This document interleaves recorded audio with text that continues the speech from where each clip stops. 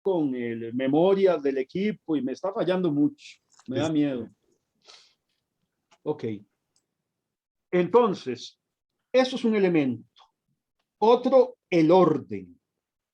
Vean que el papá de Coco Claros menciona cómo Coco, ya desde muy niño, digamos, jugaba y luego de jugar, todos sus juguetes y todas sus cuestiones, digamos, quedaban, él las ordenaba. Entonces, que era muy ordenado. Luego, otro elemento, su gusto, su afición por los bombones, que le gustaban, le encantaban los bombones. Luego, otro elemento, su gusto, afición, etcétera, por los perfumes. Y recuerden ustedes que el papá cuenta cómo los amigos de él, del padre en este caso, del papá, cuando viajaban, le traían perfumes. También, por ejemplo, bueno, en relación a esto del orden que ya habíamos dicho, incluso desde niño, de cómo acomodaba sus juguetes y el cuarto totalmente ordenado, como su ropa, como su forma, digamos, de vestir y la ropa siempre lucía impecable, ¿verdad? Una ropa impecable, ordenada, no sé, digamos que bien planchada, etc. Y también, por ejemplo, su afición por la cocina. Y una afición por la cocina de comida más fina, comida tipo gourmet, ¿verdad? Comida tipo gourmet, o sea, comida más exquisita, más elaborada, etc. Y cuando digo que funcionan como mis temas, porque evidentemente ni los curas son homosexuales, ni el orden en los hombres significa que los hombres eventualmente sean homosexuales, que a los hombres les gusten los bombones y los chocolates, no significaría que son homosexuales, que a los hombres les gusten los perfumes, no significa eso, y bueno, y menos hace mucho tiempo para acá, que incluso se habla, bueno, del asunto de los metrosexuales y estas vainas, que en último caso es que el mercado también, bueno, es evidente, no sé por qué voy a decir esto, bueno, voy a terminar la idea, es evidente también a propósito de toda esta industria de la cosmetología, etcétera, toda esta industria económica que es importantísima, que tiene que ver además con la belleza, el narcisismo, exhibicionismo, ¿no? Voyerismo, etcétera, etcétera, que son tan importantes, digamos, contemporáneamente y mucho por las redes sociales, etcétera. Bueno, hay todo un nicho de mercado que tiene relativamente pocos años, que también se ha dirigido fuertemente a los hombres, porque hay que decir, un poco más en el pasado era como más dirigido a las mujeres, o sea, no es que no había productos para hombres, pero era como menos, ya evidentemente hay mucho. Pero lo que quiero decir, en todo caso, para volver y no perderme, es que que a los hombres les guste o nos guste los perfumes, no va a implicar en lo absoluto que sean homosexuales. Que la ropa sea ordenada, planchada, límpida, no sé, mente muy bien, etcétera, no significa que ese cuidado devenga en que el hombre sea homosexual y que eventualmente también le guste preparar comidas ricas, exquisitas, finas, con ingredientes y elementos sofisticados, digamos, tampoco significa que sea homosexual.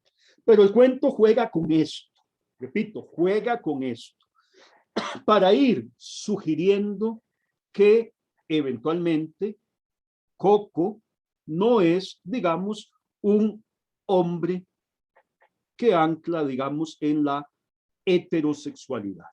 Entonces, quizás uno lee esto y es muy interesante, vean cómo pueden funcionar eventualmente los mitemas, los estereotipos, los prejuicios, etcétera, cómo pueden estar eventualmente pues arraigados fuerte o más o menos fuertemente en uno.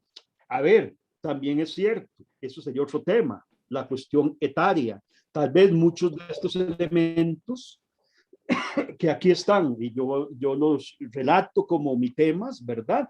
Quizás en las generaciones más jóvenes pueden eventualmente vislumbrarse menos como mi temas. Quiero decir que no se, que a partir de ellos no se infiera eventualmente cuestiones de este tipo de identidad de género o de identidad sexual. Pero eventualmente en generaciones anteriores, pues sí, eh, eh, referencias como estas podrían hacer como suponer o decir algo así como ese chavalo es medio rarito. Pero ojo, el cuento está un poco jugando con eso. Utiliza mis temas para que uno como lector vaya viendo algo, deduciendo algo, infiriendo quizás que Coco Claros no ancla, perdón, en una identidad heterosexual, ¿verdad? Y claro, más adelante ustedes lo ven, cuando el papá le dice al amigo, ¿verdad? Que está deseando, bueno, sí, volver a ver a Coco, tiene 10 años, hace 10 años que no lo ve, que se queda con las justas para enviarle el dinero, ¿verdad? Para que viva, bueno, en Europa, en España, que se queda con las justas, pero era lo que él quería, además porque era muy aficionado a los idiomas, ¿verdad? También otro elemento que podría eventualmente funcionar como mi tema, ¿verdad?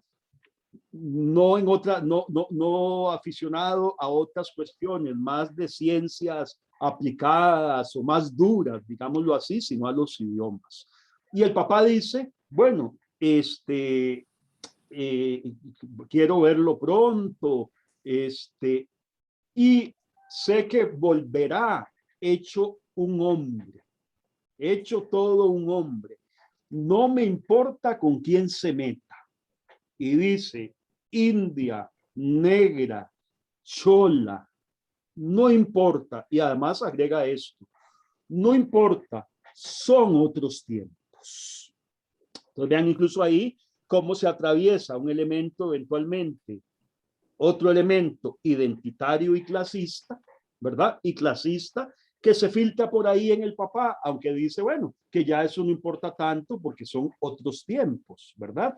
Pero ojo, significa que entonces sí importaban y que quizás no importan tanto, pero el solo hecho de mencionarlo significa que siguen más o menos importando, ¿verdad? ¿Y qué es lo que dice? Bueno, que volverá hecho un hombre y no me importa con quién se meta, chola, india, negra, pero que me dé un. Entonces, aquí ya como que se nos hace más evidente, digamos, que Coco Claros efectivamente no ancla entonces dentro de eh, una concepción identitaria sexual, digamos, heterosexual, ¿verdad? Heterosexual. Y de hecho, vean que el cuento a su manera, ¿verdad? Juega un poquito con este elemento del aquí y del allá. ¿Qué es el aquí y el allá? A propósito de los espacios, ¿verdad? El aquí, de alguna manera, es Ecuador, América Latina, digamos, esta parte del mundo, del Atlántico para acá. Ese es el aquí. ¿Y cuál es el allá? El allá es esto que decimos a veces coloquialmente, el cruzar el charco. El allá es Europa. Vean que él está en Madrid, España. Pero ¿qué implicaciones puede tener? Porque evidentemente en el relato esto no se desarrolla, ni mucho menos, sino uno como lector, lectora, ¿qué? Lo recrea, lo analiza, lo recrea, como en algún momento nos decía el profesor Alejandro Ortega, a propósito, en alguna clase mía que hablábamos de literatura, sí, esa recreación, aportación que hacemos nosotros como lectores y lectoras de los textos, de las películas, etcétera. Claro, porque este aquí parece que representa entonces un espacio más cerrado, más claustrofóbico, y cuando hago y digo de claustrofóbico, estoy pensando en el closet, ¿verdad? efectivamente, hay que estar algo así como que dentro del closet, ¿verdad? Un espacio entonces más cerrado, con más prejuicios y bueno, que en el que se dificulta ser quien se es o quien se quiere ser. Mientras que por otro lado, el allá pareciera entonces que representa un espacio en este sentido más abierto, más tolerante, más flexible. Además, en todo caso, jóvenes, si nosotros hablamos de espacio y hablamos de espacio, es muy interesante, jóvenes, lo siguiente, ya dicho por un teórico del año, imagínense ustedes, 1903, primero de los primeros textos, digamos, que conocemos, digamos, ya en el siglo XX, ¿no? Y que tiene que ver con todo el proceso de, digamos, de la del urbano, de las construcciones, digamos, de las grandes urbes, de estos espacios, digamos, modernos, que es, digamos, la ciudad moderna, que es una ciudad ya capitalista, que se construye y se edifica fuertemente en el siglo XIX, ¿verdad? Porque antes no existía. La ciudad más o menos como la visualizamos y las conocemos ahora son ciudades, son espacios muy recientes, ¿verdad? Son muy recientes. Y pongamos como un hito, digamos, ya empieza el siglo XVIII, pero fuertemente es el siglo XIX.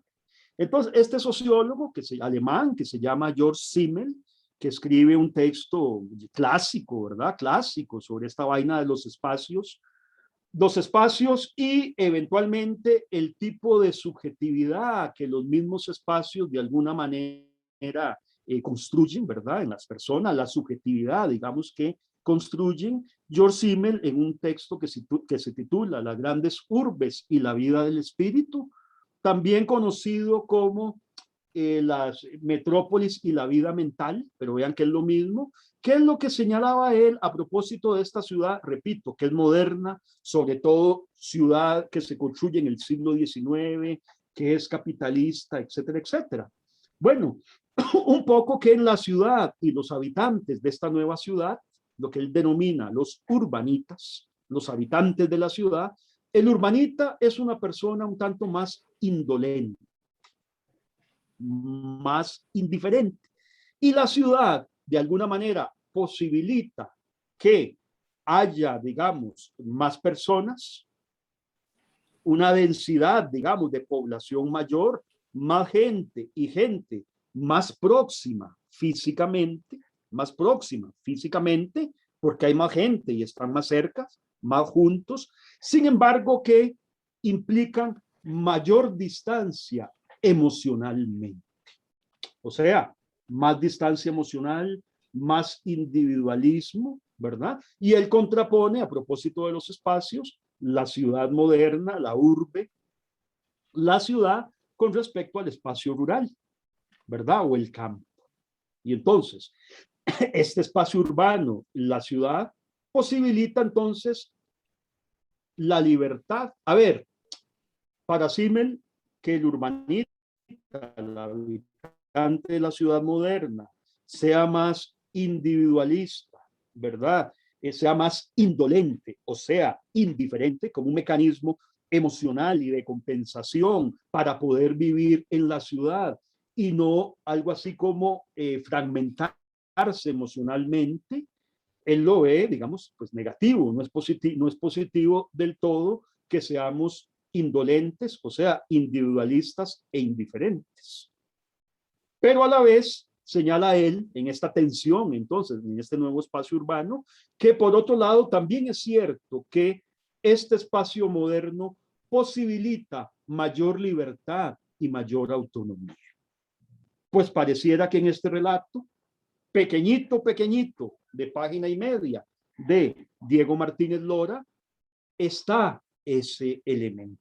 Entonces, el aquí, Ecuador, Latinoamérica, Se visualiza entonces todavía como un espacio en este sentido más cerrado, más claustrofóbico, quizás con mayor prejuicio, ¿verdad? O más prejuicioso.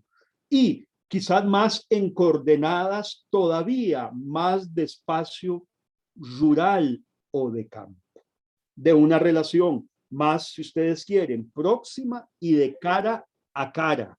Y eso entonces dificulta, por supuesto, que a la larga se pueda ser quien se quiere ser o quien se es en realidad. Y aquí estoy hablando a la identidad genérico-sexual, digamos, de Coco Claros. No puede ser quien quiere ser aquí. Y por otro lado, el allá, Europa, España, entonces sí es, jóvenes, el espacio en donde hay eso, mayor indiferencia, mayor anonimato, ¿verdad? Y por lo tanto, también un poquito de mayor libertad. Y parece que esa es la razón por la que entonces Coco Claros se va a Europa para ser quien es. Entonces vean que este relato, aunque yo dije que inicia con una cuestión así como utilizando, acudiendo a mis temas, a estereotipos y a prejuicios para ir señalándonos e ir configurando algo así como la identidad genérica y sexual, digamos, de Coco Claros, ¿verdad? De Coco Claros, pero después en realidad lo que está haciendo es una especie de mirada crítica, ¿verdad? A ciertos valores y a ciertas concepciones y a ciertas rigideces y a una fuerza quizás muy grande también, evidentemente, del patriarcado y de sus instituciones en nuestros países. Ojo con esto. Europa también es patriarcal y muy patriarcal, pero quiero decir, hay y puede haber dentro de todo y a pesar de todo diferencias. Y parece que el cuento pequeñito de página y media efectivamente está jugando con eso, ¿verdad? Aquí pareciera entonces que se es todavía más violentamente o más rudamente, digámoslo así, o más rígidamente, aunque parezca un contrasentido, más rígidamente patriarcal. Entonces vean que en el fondo el relato a qué remite, a la represión identitaria, a la represión y el control con respecto a la identidad y a lo erótico sexual. Esto es el relato, ¿verdad? Por eso, Coco Claros ha deseó, etcétera, irse a Europa, ¿verdad? A grandes rasgos, este es el relato. Y vea que el relato es claro entonces que no nos habla de personajes, o por lo menos de un personaje que ancle en una concepción, que ahorita vamos a decir, ¿verdad? En una concepción heterosexista de la sexualidad. Coco no tiene que ver con esta concepción heteronormativa, ¿verdad? Heteronormativa de la heterosexualidad. Primer relato.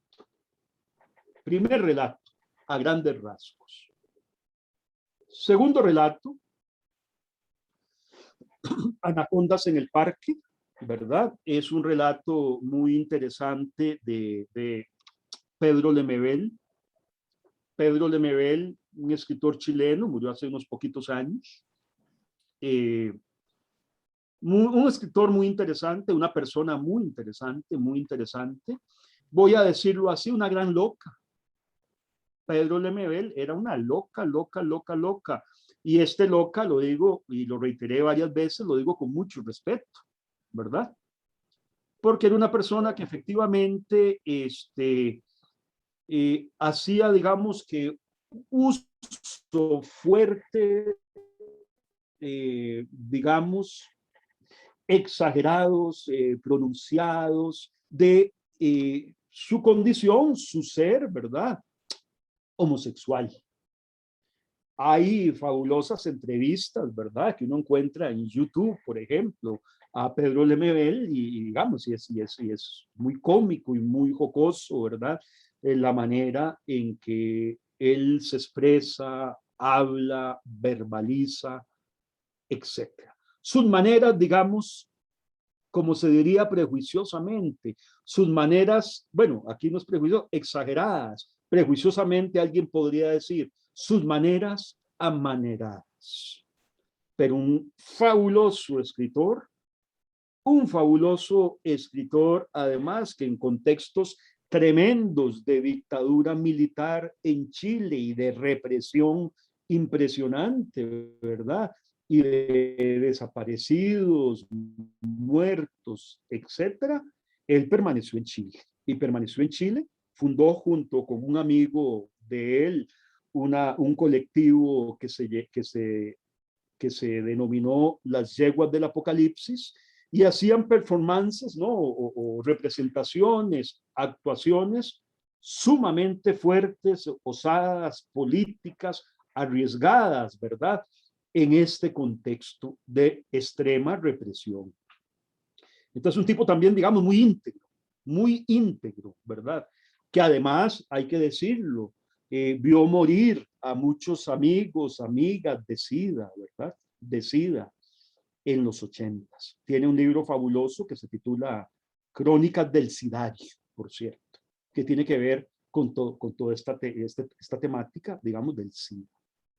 Bueno, Pedro Lemebel, que incluso su nombre es Pedro Mardones Lemebel, su primer apellido es Mardones. Lemebel es el apellido de su madre, pues él asume el apellido de su madre como un gesto reivindicativo a su madre y a las mujeres. Y habría que decir, bueno, a lo femenino y a la fuerza y al valor de las mujeres y lo femenino. Entonces, hasta en su nominación, hasta en su nombre, Pedro Lemebel, ¿verdad? Empieza a resquebrajar, ¿verdad? Esta cuestión de los géneros tan rígidos, ¿verdad? Tan rígidos del patriarcado y sus instituciones, ¿verdad? Pedro Lemebel escribió novelas, sí, y cuentos, pero casi todo lo que escribió se marca en esto que podríamos denominar el género de la crónica. La crónica. Y la crónica, jóvenes, es un género literario muy interesante, muy interesante, eh, bueno, que es muy visitado, ¿no? Escrito, qué sé yo, en América Latina muy fuerte, ¿verdad? Hace muchos años y lo es y lo sigue siendo. Y, o sea, un género, digamos, muy vital y muy frecuentado por escritores y escritoras, ¿no? La crónica. Y la crónica, digamos, es un género que se construye sobre la base de una combinación de elementos ficcionales y de elementos reales. Y eso es precisamente lo que hace que la crónica tenga tanta fuerza y sea tan atractiva, ¿verdad?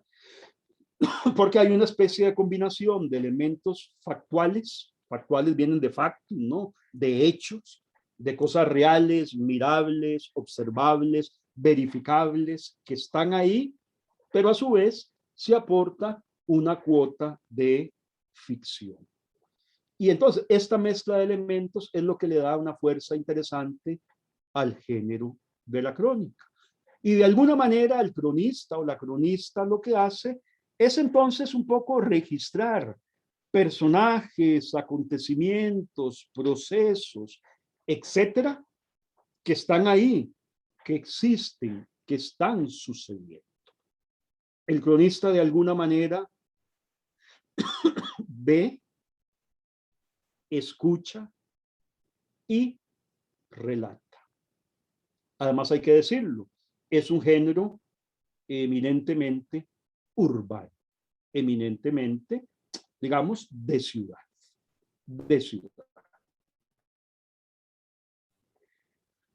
Ok, el relato de Pedro, o la crónica, perdón, de Pedro Lemebel.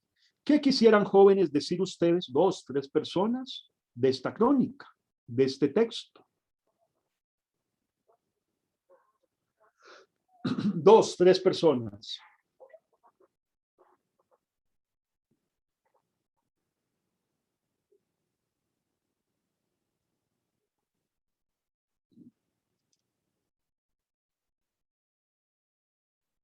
Vanessa, levantó la mano. Dale.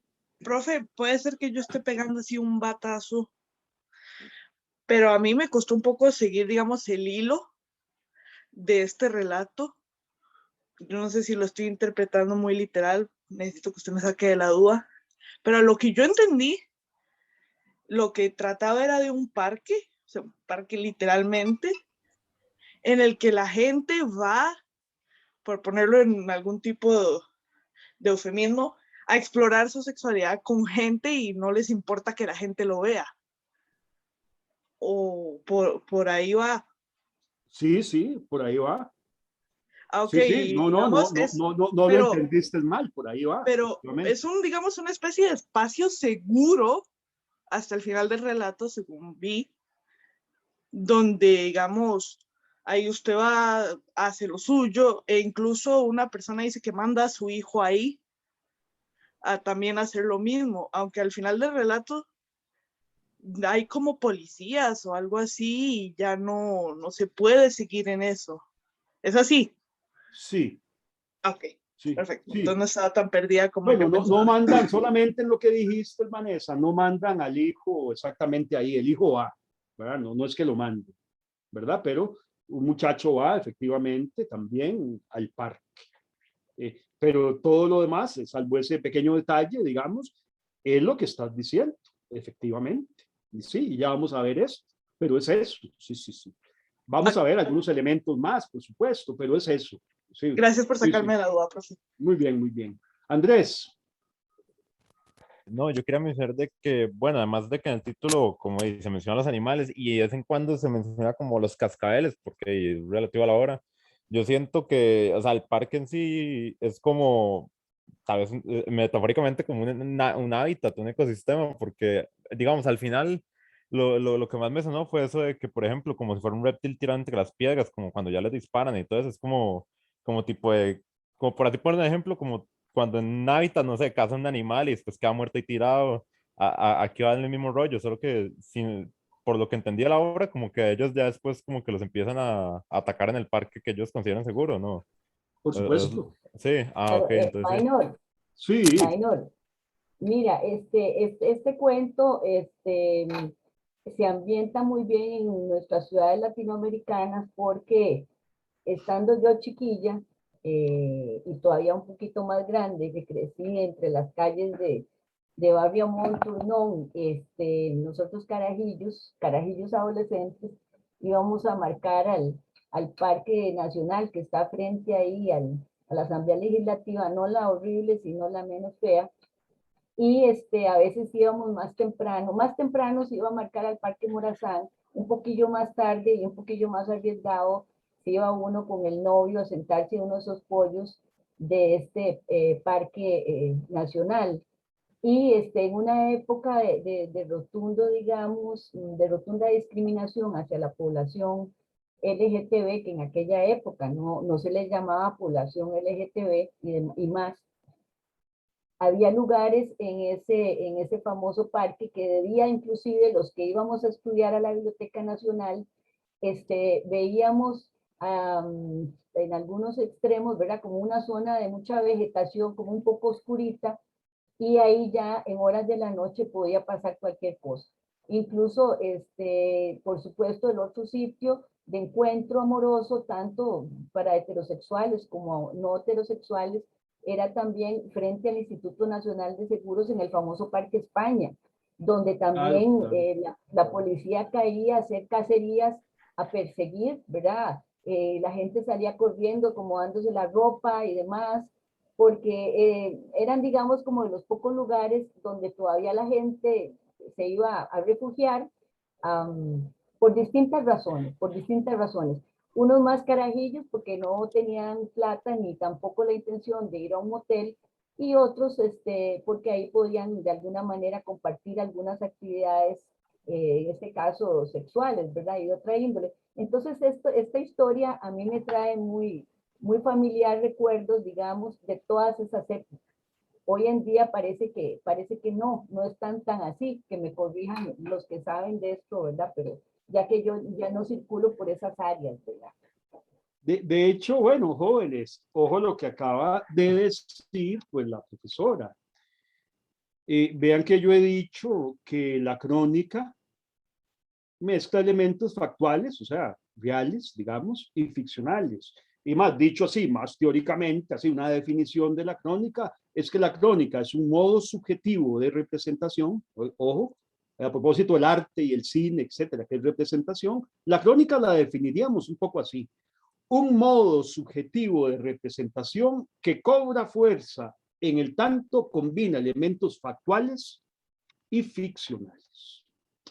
Ok, ¿dónde está lo ficticio? Bueno, habrán elementos ficticios, por supuesto, pero ¿dónde está eventualmente en relación con esta crónica lo factual?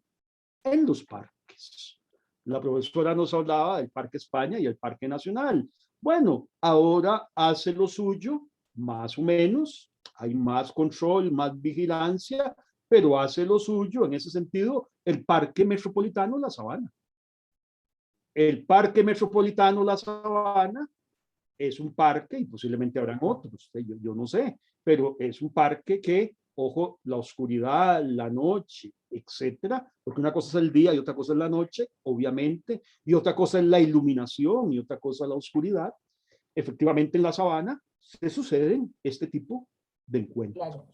Minor, perdona, es que, disculpa, pero es que yo sé que el tiempo es muy limitado, pero me recuerda también el famoso caso del padre Minor, que no es Claro. pariente tuyo, que daba clases de manejo ahí en el Parque La Sabana, y de ahí, cuando lo encontraron dando clases de manejo, de ahí decayó su carrera eclesiástica en Radio María y demás, porque luego apareció implicado ahí en algunas situaciones de estafa y fraude, y bueno, y fue retirado de su ejercicio, digamos, de sacerdote por parte de la iglesia. Es muy poco lo que conozco después de este caso, pero bueno, eso es una anécdota, porque este personaje del padre Minor era súper famoso en sus prédicas en Radio María, tenía de verdad mucha población que lo seguía, y cayó en desgracia justamente, la gente decía que por estar dando clases de manejo en el Parque de la Sabana, otros por el asunto del fraude ahí, que se sucedió en esa estación de radio. Nada más hago ese comentario. Bueno, de hecho, era una figura, lo que dice la profesora, impresionantemente mediática, ¿verdad? Y eso efectivamente era, digamos, la fuerza y el poder que tenía, porque era muy mediático por los programas de radio, bueno, de vez en cuando en televisión, pero de radio, las concentraciones, digamos, que realizaba en espacios públicos, como algunos que hizo en la Sabana, por ejemplo, con miles de personas, etcétera. Bueno, y solo para retomar lo que dijo la profesora, efectivamente, en algún momento fue encontrado en horas de la noche muy avanzada, prácticamente en la madrugada, cuando un carro policial ingresa al Parque de la Sabana, detienen el automóvil, y la sorpresa es que encuentran al ex sacerdote Minor de Jesús Calvo, además el nombre incluso Minor de Jesús Calvo, ¿verdad? Lo encuentran con un joven adolescente, y le preguntan, y él lo que argumentó es que le estaba enseñando a manejar, ¿verdad? Entonces sí, vean que yo hablé de la Sabana, no hablaba necesariamente o solamente el caso del ex sacerdote Minor de Jesús Calvo, sino que en general es así: el Parque de la Sabana, en las noches, en las partes cerca del lago donde hay más árboles, etcétera, y por eso, digamos, la intervención policial en el parque, ¿verdad? Con patrullas y esto, es recurrente en horas de la noche, ¿verdad? Entonces, sí, jóvenes, efectivamente, un modo subjetivo de representación que mezcla elementos ficcionales y factuales y hechos reales. ¿Qué sucede? Los parques, entonces, ¿verdad? Y en este caso, Pedro Lemebel ubica un parque, efectivamente. Ahora, Cosas que quiero decir que son interesantes. Vean que en los dos cuentos, de una manera distinta, la represión, el control, ¿verdad? A lo, entre comillas, diferente a lo heteronormativo, heterosexual, es vigilado y es controlado. En los dos relatos, guardando las diferencias de estilo, porque son muy distintos de estilo y de, digamos, de longitud, de tamaño. Uno es muy cortito, este otro sin que sea muy grande, es un poco más grande. Además, los recursos de construcción de la obra son distintos, de las obras son distintos, los recursos, digamos, estilísticos, de creación, etcétera, son distintos. Sin embargo, quiero enunciar esto ya. En los dos priva un ambiente de control, de vigilancia, de represión a lo distinto, a lo diferente. Coco, por eso se va. Cocos claros, o Coco claros, por eso se va. Y aquí ya un poco lo han dicho, y ya Vanessa lo había dicho. Ojo, en el relato, en la crónica, jóvenes, hay una serie de mención a elementos que podrían pasar desapercibidos por nosotros, ¿verdad? Pero que lectores, lectoras atentos y atentas nos deberían llamar la atención. Y además habría que decirlo, lectoras, lectores atentos, si conocemos eventualmente algunas teorías o algo de algunas teorías de algunos autores y autores, rápidamente nos referirían a elementos. Bueno, ustedes han oído hablar de Michel Foucault, ¿verdad? Un teórico fundamental. Michel Foucault habla, esto lo voy a decir muy rápido, habla de una estructura arquitectónica que tiene que ver con el control y la vigilancia. Y esta estructura arquitectónica que tiene que ver con la vigilancia es, digamos, el panóptico. El panóptico, a grandes rasgos, es una estructura vertical, más o menos cilíndrica, que se ubica en un espacio central, y es, digamos, cilíndrica, quiero decir, como redonda, digámoslo así, a grandes rasgos, ¿verdad? Que se ubica en un espacio, en una manera central. Y alrededor de este espacio, de este panóptico, ¿no? Alrededor de esta torre, disculpen, es, digámoslo más fácil, una especie de torre, ¿verdad?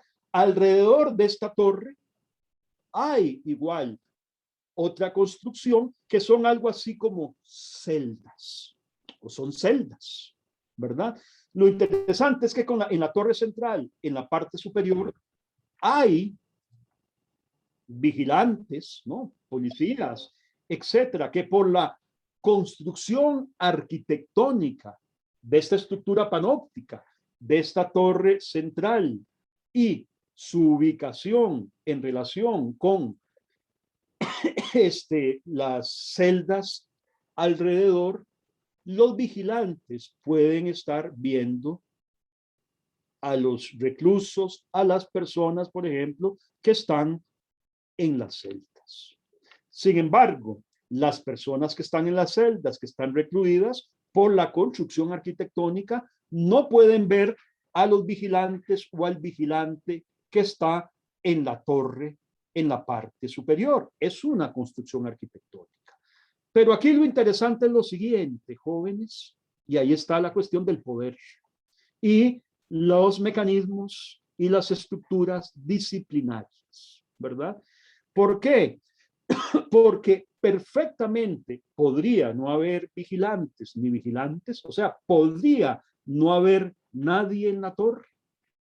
En la torre podría no estar el vigía o los vigías, pero los que están en la celda no pueden ver si hay alguien o no hay nadie.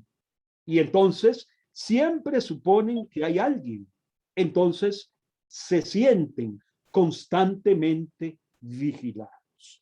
Y si se sienten constantemente vigilados, están entonces autocontenidos, reprimidos, controlados. Y ojo que estas estructuras, digamos, panópticas, que incluso muchas veces, ¿verdad? Guardando las diferencias, y aunque pueda sonar un poco grosero, pueden ser estructuras de colegios o de escuelas primarias, más o menos, ¿verdad? Vean que lo fundamental es que se juega con esta dupla de ver, ser visto. Hay un juego acá en esta dupla de ver y ser visto.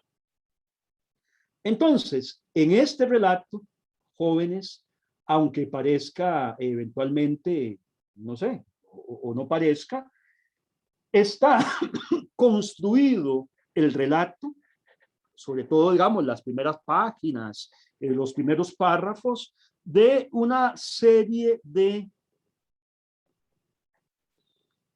elementos, cosas, digamos, que podrían parecer insignificantes, pero en realidad tienen mucho significado, tienen mucho sentido en el tanto juegan o utilizan o se anclan en esta dupla que acabo de mencionar yo de este juego de ver y ser visto. O sea, se convierten en dispositivos disciplinarios, dispositivos de control y vigilancia. Y aquí lo pongo, vigilancia y control en el espacio urbano, en el parque. Vean que hay halógeno, el halógeno, y el cuento inicia o la crónica hablando de el halógeno y las cámaras que soñara el alcalde. El halógeno, ¿qué hace?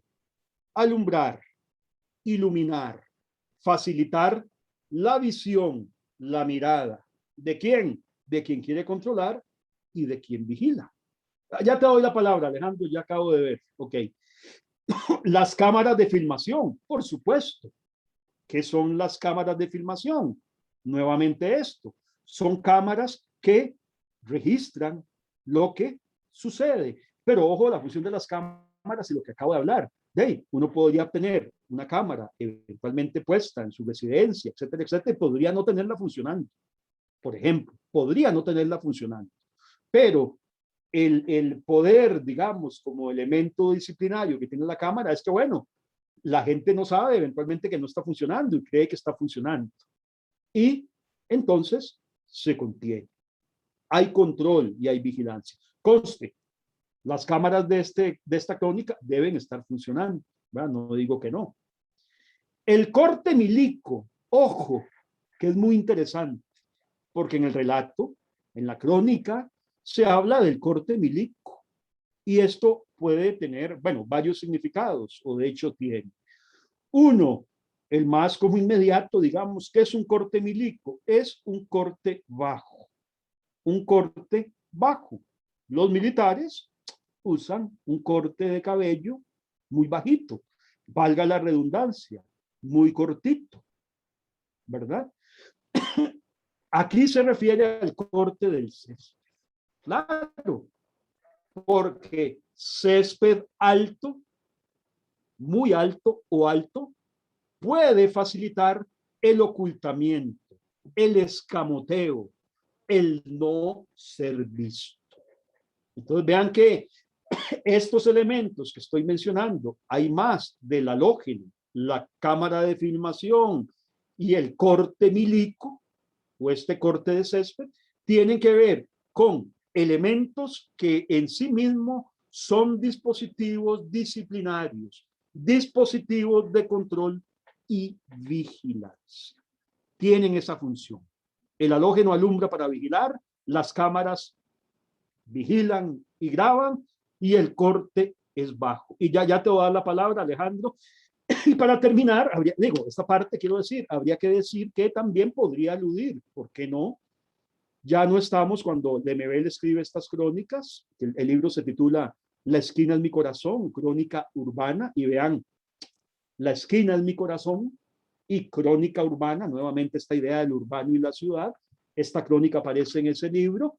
Ya no está, digamos, la dictadura militar como tal, pero efectivamente son estas etapas de transición de democracias, ¿verdad? Con mucha atención, donde las estructuras de vigilancia y control, digamos, dictatoriales, verticales, tienen todavía mucha presencia. Y psicológicamente, digamos, en el ambiente, en la atmósfera, hay mucha tensión en ese sentido. Democracia es algo así como una baja intensidad. ¿Baja intensidad en qué sentido? Ya son democracia, pero el daño, digámoslo así, el daño y la presencia todavía de la estructura represiva militar es muy fuerte. Entonces creo que también este corte milico del césped puede aludir también a la presencia todavía de esta cuestión militar vertical de la dictadura. Perdón, Alejandro, ¿sí? Quería solo complementar lo que estás diciendo, Maynor, con respecto al pensamiento de Foucault. Definitivamente, el profesor nos está ubicando en el contexto de la obra que estamos estudiando. Pero en el caso de Foucault, por ejemplo, el pensamiento de este autor francés, él habla del biopoder. O sea, no es solo en una dictadura, es decir, no es solo en una sociedad militar como la que el profesor nos está describiendo en Chile, que se realiza ese control, esa vigilancia constante. Ya nosotros tenemos que acostumbrarnos y estamos acostumbrados a ese tipo de control, las cámaras de vigilancia. En cualquier momento somos detectados, los espacios controlados, ¿de acuerdo? Entonces ya lo que pretendíamos nosotros de espacios de libertad, de creatividad, ya no los tenemos. O sea, hay un ejercicio de la autoridad, hay un autoritarismo que se nos impone y controla hasta nuestros cuerpos, nuestras miradas, nuestros datos, nuestra persona, nuestras necesidades, nuestras inquietudes. Las redes sociales son un espacio de control donde ya conocen nuestros gustos, cuáles son los videos. YouTube es una forma de control. Ya se nos dice qué tipo de, ya saben los de YouTube, cuáles son los videos que nos gustan. Y ellos mismos nos sugieren, inmediatamente nos sugieren después, ya nos están identificando. Entonces, ese biopoder que habla Foucault es el que en la actualidad ya nosotros nos hemos habituado a él, ya estamos controlados, pero sí que es importante que lo tomemos en cuenta. Lo que Lemebel denuncia ahí en su literatura, ya para nosotros a nivel social, político, forma parte de nuestro diario vivir. Por lo tanto, estamos controlados. Estamos siendo vigilados, en otras palabras, ¿ok? Por fuerzas de poder, por fuerzas de mando, tal vez nosotros decimos en Costa Rica no hay militares, pero sí hay control y sí hay sometimiento a las fuerzas poderosas, ¿ok? Entonces, eso es lo que quería aportar a partir del pensamiento de Foucault. Gracias. Perfecto, perfecto, gracias. Y sí, efectivamente.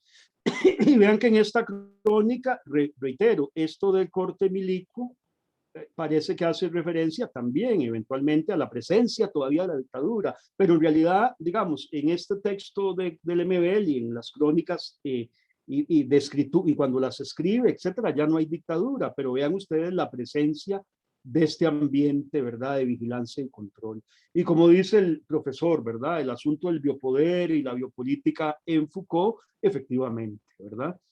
Perdón, que él teoriza, ¿verdad? Es muy importante y está mucho en este cuento. Solo que en este cuento, en esta crónica, es claro con respecto a las sexualidades múltiples, minorías sexuales, etc. A ver, uno podría como lector, como lectora, ver este texto y verlo algo así como una depravación y que los que están en el parque son algo así como unos depravados. Pero en realidad la crónica no remite a eso. La crónica más bien lo que remite es a la vigilancia, al control, a la represión a la que son sometidos quienes no anclan en la concepción, digamos, heterosexual y en todos estos valores y parámetros heteronormativos. Son víctimas, digamos, de control, de represión.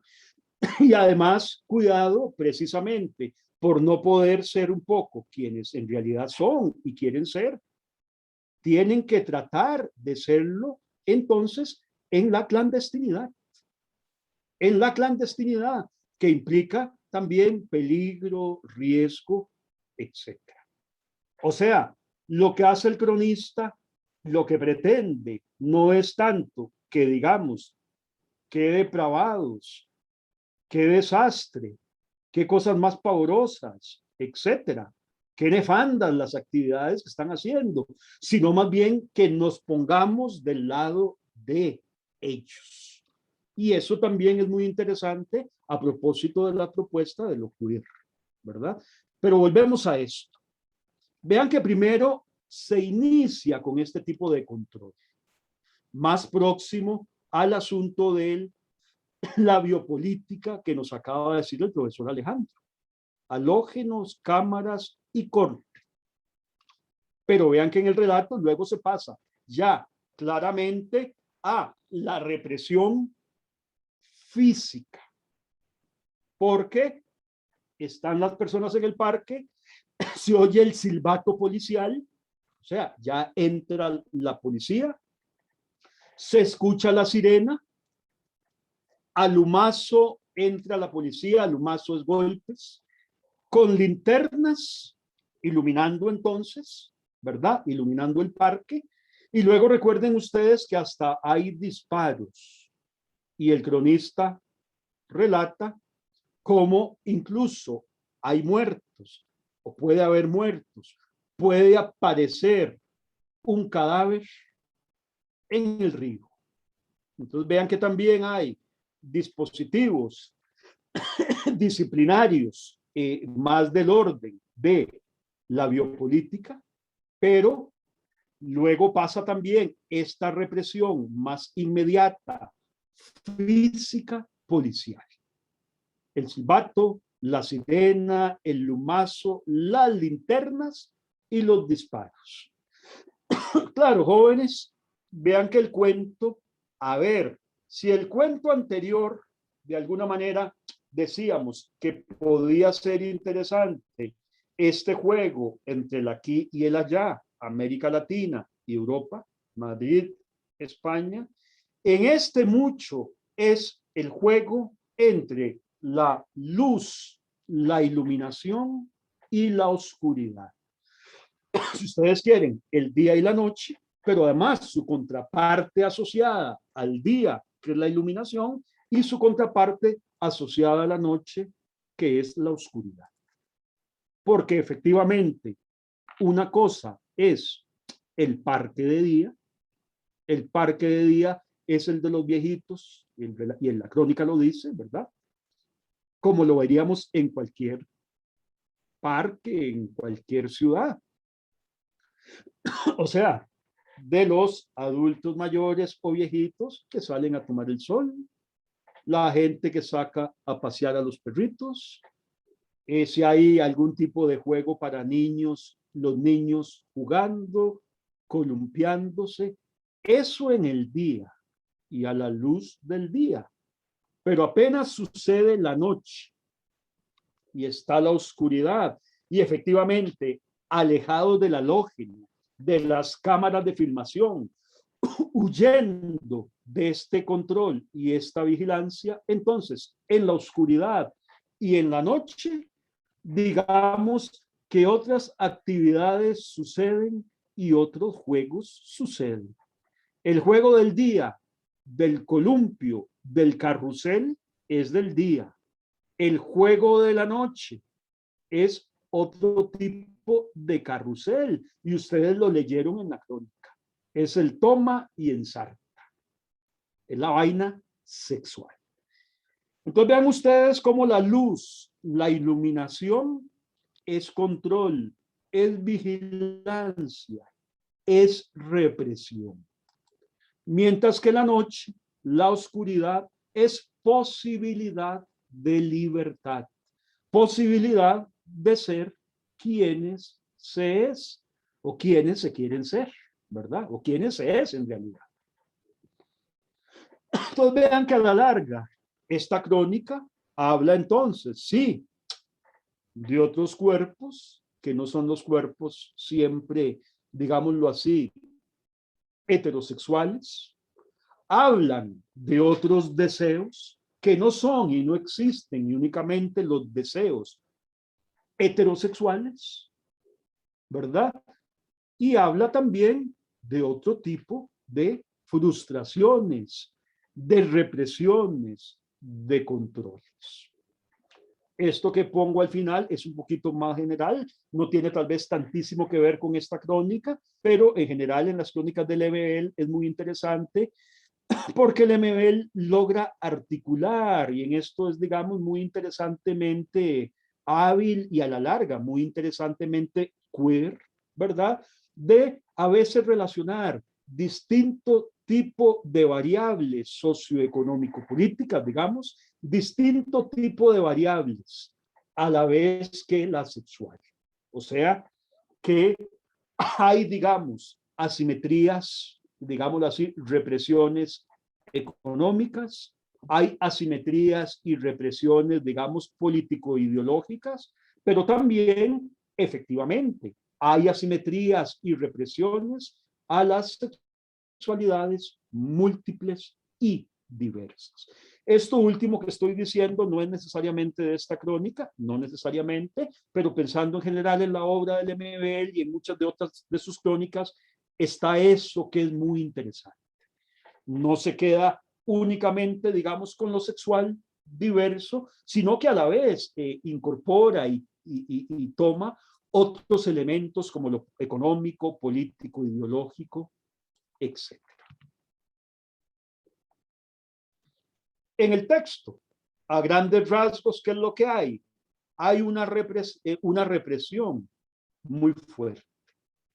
En el tanto, existe en la sociedad en general, quiero decir, en general, digamos que afuera de la crónica, hay un predominio de la concepción heterosexista o heterosexual de la sexualidad. Y un poco lo que no ancla en esta concepción heterosexual de la sexualidad se ve, se visualiza como perverso, enfermo, patológico, etc. Reitero, Lemebel está en contra de esto. La crónica, reitero, no es el asunto que tal vez a algunos o a algunas les pasó, de decir qué barbaridad, qué relajo, no sé, qué depravado las cosas que están haciendo. No, en realidad, de alguna manera, Lemebel lo que nos está mostrando es el control, la vigilancia, la represión, los distintos tipos de control y vigilancia. Algunos, digamos, menos claramente físicos, más desde el biopoder o la biopolítica, ¿verdad? Más ligados a esto del halógeno, de las cámaras de filmación, del zacate cortado bajo y también de los policiales físicos donde hay hasta eventualmente asesinatos. Entonces, es de alguna manera mirar de una manera distinta, diferente, más próxima, etcétera, a estas diversidades que son social, culturalmente, digamos, excluidas, reprimidas, etcétera. Voy a compartir otra cuestión y terminamos.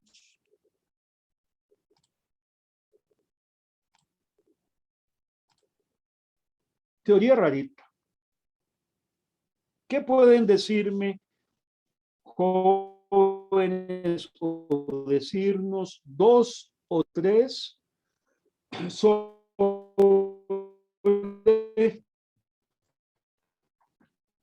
el texto de la teoría rarita? Dos o tres.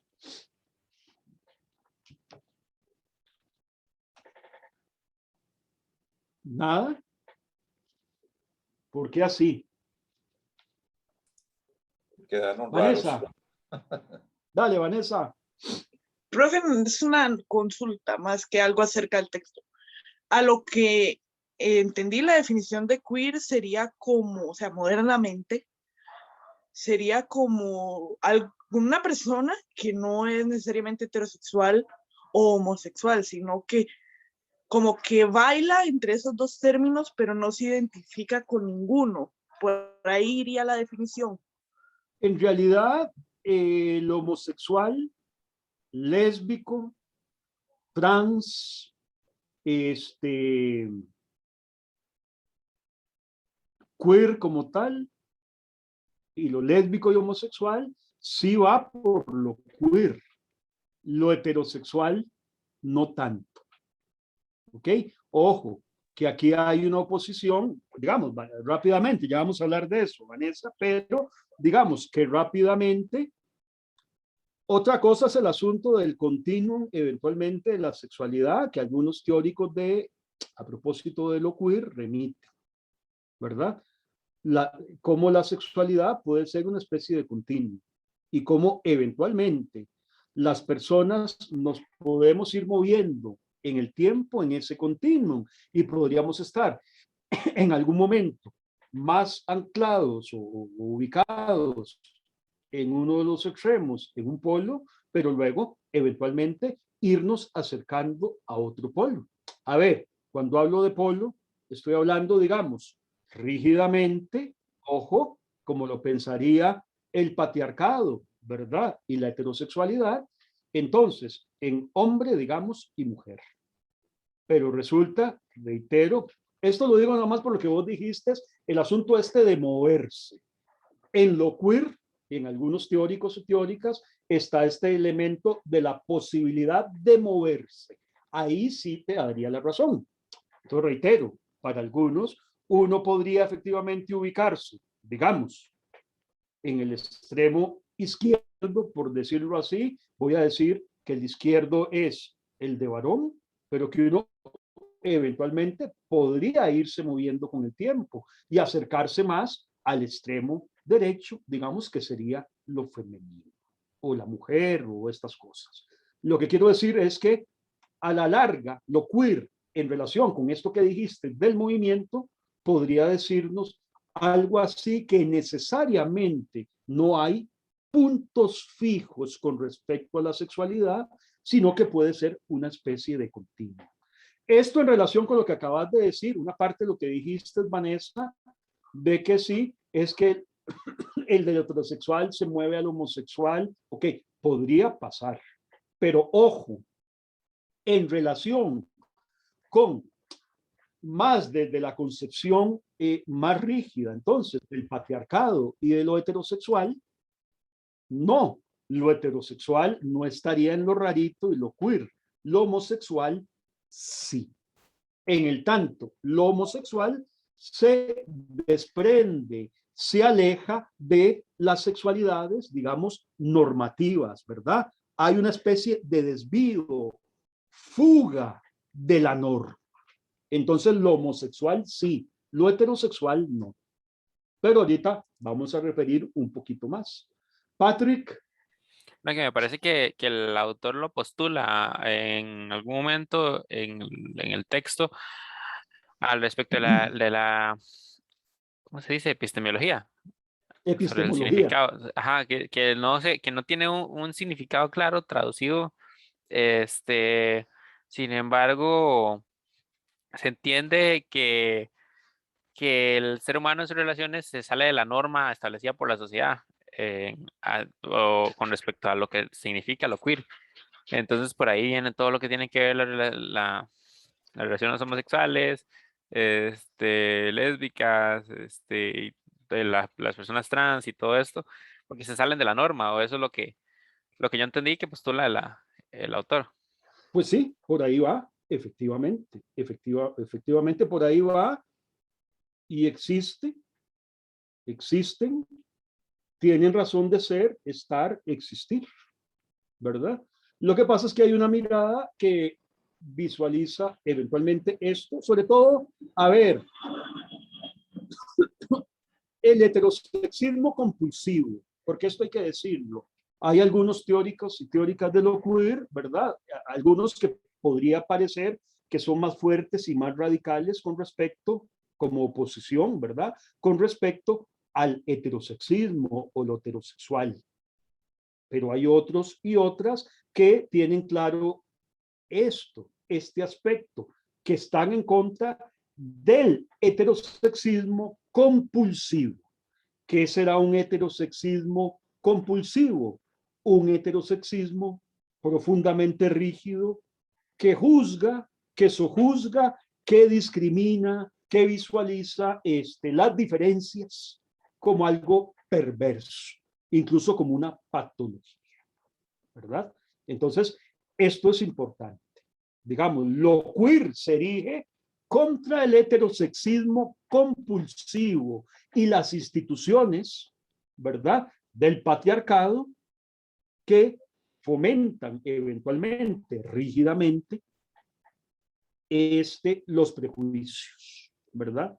Los prejuicios. Alejandro,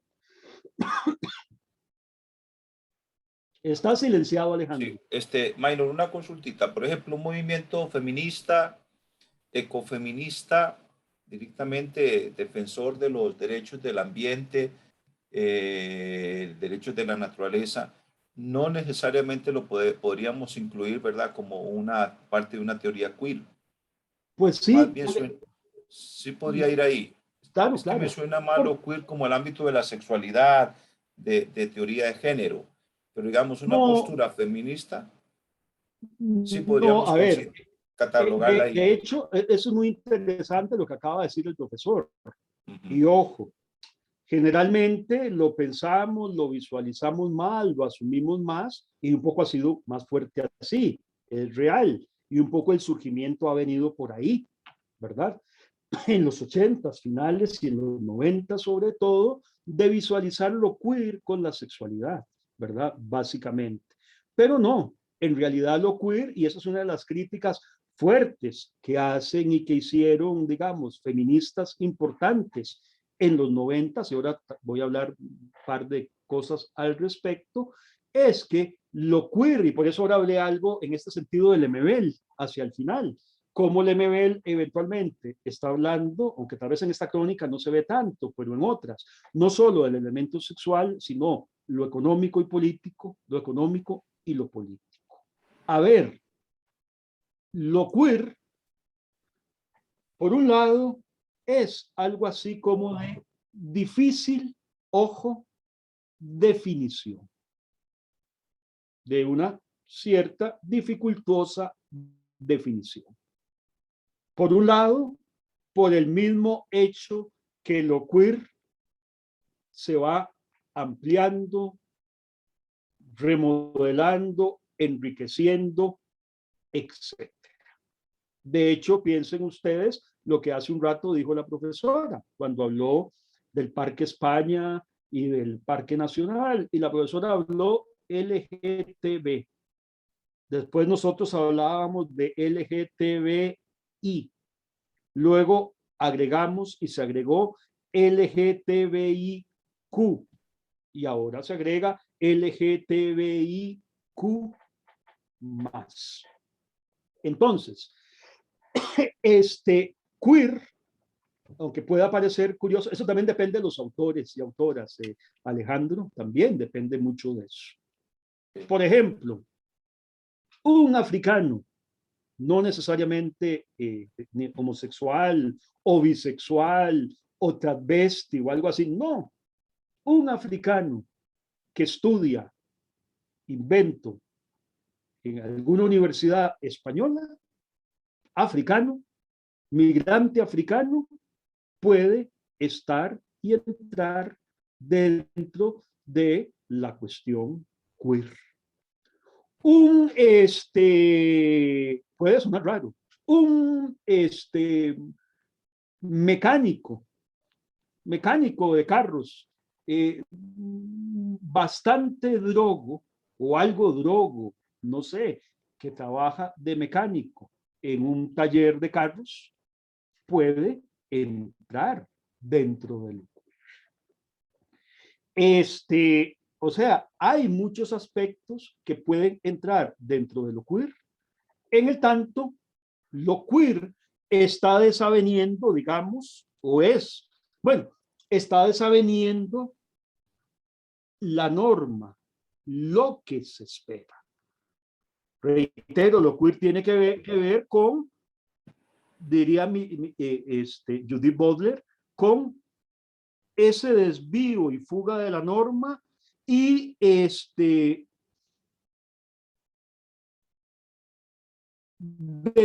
la apertura, diría ella, de alguna manera, de lo o a lo inesperado, Entonces, qué sé yo, cuestiones que tienen que ver con asimetrías, diferencias económicas, no necesariamente sexuales, puede estar dentro de lo queer.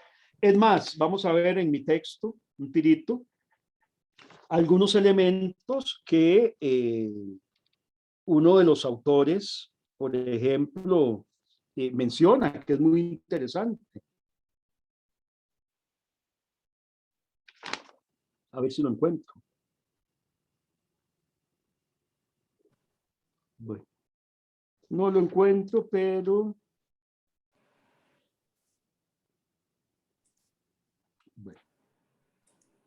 Tal vez si dando la clase me ubico para... Tal vez venga algo de esto en la clase. Voy a avanzar, jóvenes, y vemos esto. Vean. Vean que es cierto que sobre todo lo pensamos más en relación y a partir de la cuestión identitaria y sexual, ¿verdad? Entonces, vean que esto raro, generalmente, bueno, raro según el autor, queer para otros. En España se habla de teorías bolleras, bueno, teorías raritas, teorías torcidas, o queer castellanizado como C-U-I-R.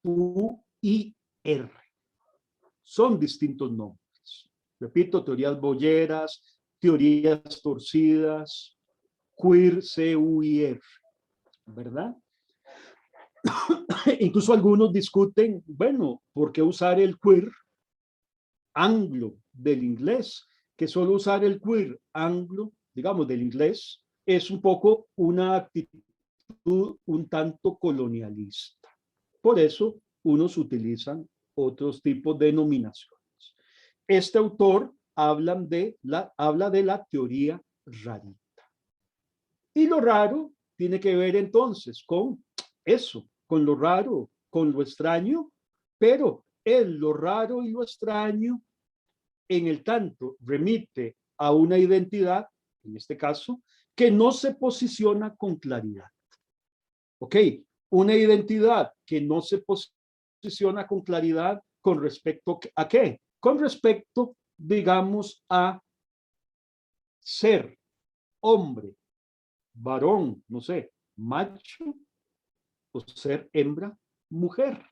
En esta, digamos, división absoluta y tajante de los sexos. Entonces, es una identidad que no se posiciona con claridad. Si no se posiciona con claridad, un poco lo que significa es que está extrañamente direccionado, raramente posicionado. Extrañamente direccionado, raramente posicionado. ¿Con respecto a qué? Con respecto a estos polos extremos de hombre heterosexual y en el otro extremo, mujer heterosexual. Entonces, esto rarito o queer, ¿verdad? Pues son sinónimos. Tiene que ver con sexualidades no normativas. ¿Y qué significa sexualidades no normativas? Sexualidades, entonces, que no han sido normativizadas, normalizadas por el patriarcado y sus instituciones. A ver, hay todo un proceso, ¿no?, de elaboración, de construcción, de apelación a la cita, como diría Judith Butler, ¿verdad? Una apelación a la cita que tiene mucha autoridad de lo que se supone que es la sexualidad. ¿verdad? Y una sexualidad entonces que desde el patriarcado y sus instituciones se estructura sobre dos extremos absolutos. Y entonces hay toda una norma, una normativa, pero vean que esto de norma y normativa tiene que ver entonces también con una especie de normalización. Entonces, lo queer o lo rayito, como decía Alfonso Ceballos, tiene que ver con sexualidades no normativas. Y en el recorrido histórico de lo queer, que ahora igual voy a referir a esto un poquito más, en relación con esto de lo queer y el término, ¿verdad?, de lo queer, que en algún momento se utiliza como término de desprestigio, de prejuicio, despectivo, ¿verdad?, y violento. Se utiliza de esta manera y se utiliza, por ejemplo, en el inglés anglosajón, digamos, el inglés de Estados Unidos ya se rastrea, o sea, ya el término se ha rastreado mucho antes, pero digamos, en Estados Unidos, ya en las décadas del 20, se rastrea el término con un significado como el que estoy diciendo, de algo prejuicioso, despectivo, peyorativo. Sin embargo, hacia los 80, la comunidad, digamos, homosexual, lésbica, etcétera, se apropian del concepto y lo reivindican. Y hay que decirlo, se apropian del concepto y lo reivindican, y hay un fuerte, esto hay que decirlo, un fuerte activismo, ¿verdad?, en estos colectivos, digamos, que se apropian del término queer, ¿verdad? Un fuerte activismo en el tanto es una cuestión sociopolítica también, ¿verdad? Entonces pasa como una reivindicación, con una posición político identitario y un activismo, y luego incluso pasa a ser, ¿verdad?, un concepto teórico muy importante, ¿verdad?, que tiene que ver con esto de los estudios de género, en general, en los estudios de género, empieza a haber cátedras, profesores, tesis, todas estas vainas, institutos de investigación, etcétera, donde se trabaja, se enarbola, se teoriza sobre todo esto queer. Sin embargo, vean lo que pongo aquí un poco raro, entre paréntesis y comillas. Sí, Gis. Así, no, quería nada más sintetizar brevemente esa idea clave, ¿verdad? En la medida en que consideramos que los aspectos relacionados con el género, ¿verdad?, son construcciones y son parte de nuestro aprendizaje, de nuestras relaciones como individuos sociales y parte de todo, distintas comunidades e instituciones que afectan e inciden en nosotros y en nuestras preferencias particulares. En esa medida, entonces, entendemos que la persona, yo sé que esto es muy obvio, pero es que a muchas personas les cuesta entender y asimilar esto. Es decir, por sexo puede ser que haya ciertas distinciones sexuales, y digo ciertas porque no son absolutas, no es que todos, el 100% de los seres humanos nacemos hombres y mujeres y ya está, se acabó, sino que también hay múltiples, digamos, hay aspectos que hay que considerar también en ese tema de lo biológico. Pero volviendo al tema, digamos, de lo social, de lo cultural, entonces, ahí es donde se abre ese abanico, digamos, de entendimiento hacia la tolerancia, hacia el respeto de las distintas personas, porque no nacimos encajonados de por vida, no estamos marcados de por vida y por tanto no tenemos que marcar a los demás como si fuéramos nosotros mismos, porque si usted decidió tener tal preferencia, usted no debe imponerle a ningún otro ser humano que sea como usted. Eso no, eso sería lo inaceptable. Entonces, estas teorías nos permiten entender eso, entender esa enorme diversidad y esa riqueza que existe en todos los seres humanos y aceptarnos y respetarnos como tales. Perfecto. Y sí, jóvenes, vean que, bueno, esto que pasa efectivamente a ser un concepto teórico muy importante, pero que también se las trae, ¿verdad? Como algunas teóricas y teóricos señalan, ¿verdad? Que es un concepto teórico que se puede convertir en algo así como un concepto paraguas, ¿verdad? Un concepto paraguas donde empieza a caber, digamos, grupos, colectivos, distintas, digamos, identidades que se agrupan ahí en lo queer, ¿verdad? En lo queer para oponerse, reivindicarse, ¿no? Y oponerse en este activismo que mencionábamos con respecto a lo externo o lo de afuera. Entonces, efectivamente, ahí puede tener y tiene un sentido muy importante, ¿verdad? En el tanto, se aglutinan en el concepto una serie de diferencias y de posibilidades, ¿verdad? Y en la teoría, una serie de diferencias, una serie de posibilidades con respecto a lo externo, a lo de afuera, que es heterosexista, compulsivo y patriarcal. Sin embargo, esto no debe hacer olvidar que puede haber a lo interno muchísimas diferencias. Hay diferencias entre las lesbianas o lo lésbico, entre lo homosexual, entre, por ejemplo, lo transexual o en el transvestismo, etcétera. Entonces también algunas teóricas y teóricos señalan esto que acabo de poner, lo que pongo aquí entre comillas y que estoy señalando. El peligro, ¿verdad? O sea, tener claro que puede aglutinar estas diferencias, ¿verdad?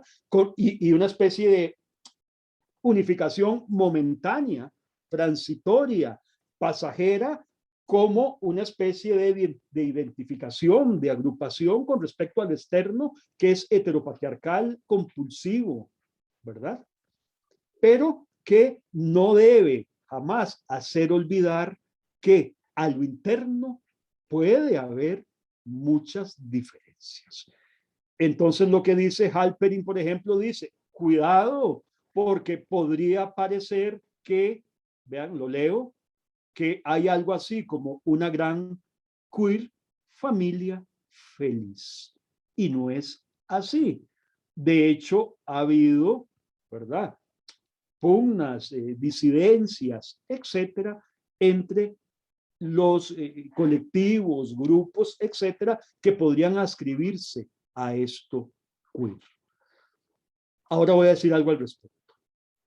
Muy importante en esta cuestión queer y en relación, aquí estoy pensando en la literatura, el arte, el cine y en la literatura. Y un poco ustedes lo vieron ya en los dos relatos que leímos para hoy, en el cuento y en la crónica. La representación del deseo. Muy importante esta cuestión en la literatura, en el cine, en el arte, de esta representación del deseo, o sea, del deseo transgresor, ¿verdad? Este deseo transgresor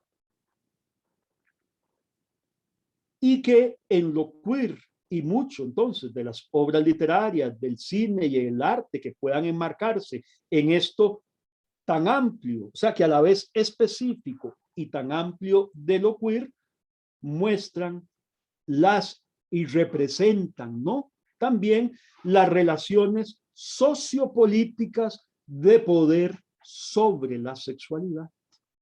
Esto es muy importante, ¿verdad? Estas relaciones sociopolíticas de poder sobre la sexualidad.